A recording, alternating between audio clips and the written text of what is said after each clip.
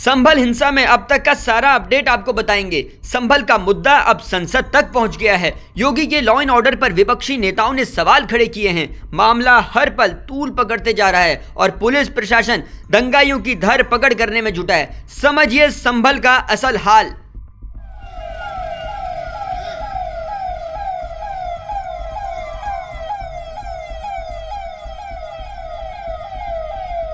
रविवार को संभल में कोर्ट के आदेश के बाद शाही जामा मस्जिद के सर्वे के लिए एक टीम सुबह 7:30 बजे मस्जिद पहुंची।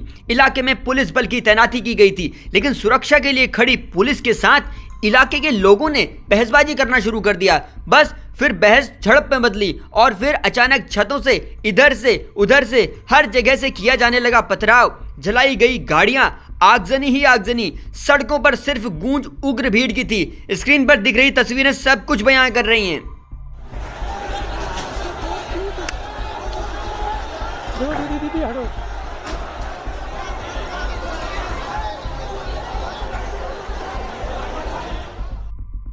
संभल हिंसा की इस पूरी घटना के बाद पुलिस दोषियों की धरपकड़ करने में जुटी है। अब तक पुलिस ने करीब 24 आरोपियों को हिरासत में लिया है। पुलिस ने 2 महिला पत्थरबाजों को भी हिरासत में लिया है। दुखी करने वाली खबर यह है कि अब तक 4 लोगों की मौत हो चुकी है। करीब 2 दर्जन पुलिसकर्मी जख्मी हो चुके हैं। शांत रहो, क्यों बदला कर रहे हो? कौन क्या कह रहा है? अरे क्यों हो रहा है? पुलिसकर्मी जनता की सुरक्षा के लिए होते हैं, लेकिन उन पर ही पत्थर चलेंगे, ये बड़ा शर्मनाक है। संभल में जिधर देखो उधर सन्नाटा ही सन्नाटा। पूरे इलाके की निगरानी ड्रोन से की जा रही है। संभल में चप्पे चप्पे पर पुलिस 24 घंटा पहरा दे रही है। सोमवार को ओवैसी जब शीतकालीन सत्र के लिए संसद पहुंचे तो संभल हिंसा के सवाल पर उन्होंने पुलिस प्रशासन पर ही आरोप लगा दिए। जो सर्वे करने लोग आ रहे हैं वो प्रोवोकेटिव स्लोगन्स लगा कर आ रहे हैं। वो वीडियो उसका है, पब्लिक डोमेन में है। और उसके बाद जो वहां पर वायलेंस हुआ, जिसमें 3 मुसलमानों को गोली लगी, उनकी मौत हुई, हम इसका कंडेम करते हैं। ये फायरिंग नहीं बल्कि मर्डर है। और जब से बाबरी मस्जिद राम मंदिर का जजमेंट आया, जिस बात को मैं पर्टिकुलरली कह रहा हूं कि उस जजमेंट के बाद ये सब चीजें खुलेंगी और एक के बाद एक खुल रही हैं। संभल में फिलहाल प्रशासन एक नो एंट्री का नोटिस जारी कर चुका है। समझिए, संभल में 1 दिसंबर तक बाहरी व्यक्ति के प्रवेश पर प्रतिबंध लग गया है। सामाजिक संगठन और जनप्रतिनिधि की एंट्री पर भी रोक लगी है।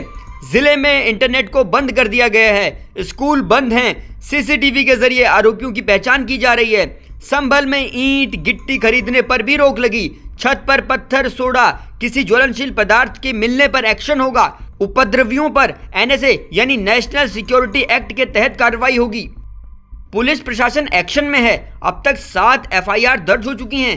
SP संभल ने कह दिया है दोषियों को चुन चुन कर जेल भेजेंगे। टोटल 7 FIR हुई है, 2 थाना नकासा पे और 5 थाना कोतवाली पे, और करीबन 2,500 के लगभग लोगों के ऊपर है अभियोग पंजीकृत हुआ है। सभी लोगों की CCTV और ड्रोन के माध्यम से आइडेंटिफिकेशन किया जाएगा और सबको जेल भेजा जाएगा। आजाद समाज पार्टी और नगीना के सांसद चंद्रशेखर आजाद ने सर्वे करने वाली टीम पर ही आरोप लगाते हुए कहा, टीम ने पहले नारेबाजी शुरू की और उसी के बाद ये बवाल शुरू हुआ। हिंसा किसी चीज का हल नहीं है। मैं हिंसा का समर्थन नहीं करता, लेकिन हर हिंसा के पीछे कोई ना कोई रीजन रहता है, कोई कारण रहता है। उस कारण को जानना भी बहुत जरूरी है।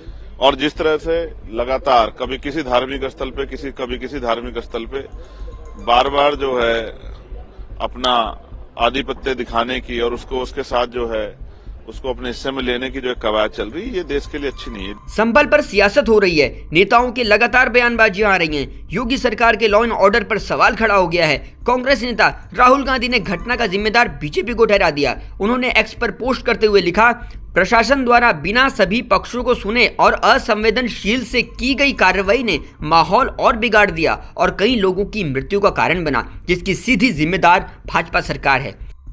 संभल हिंसा पर एक अपडेट हम सबसे पहले आप तक पहुंचाते हैं। जुड़े रहिए जनसत्ता के साथ और कमेंट बॉक्स पर बताइए संभल पर हो रही सियासत पर आप क्या कहते हैं।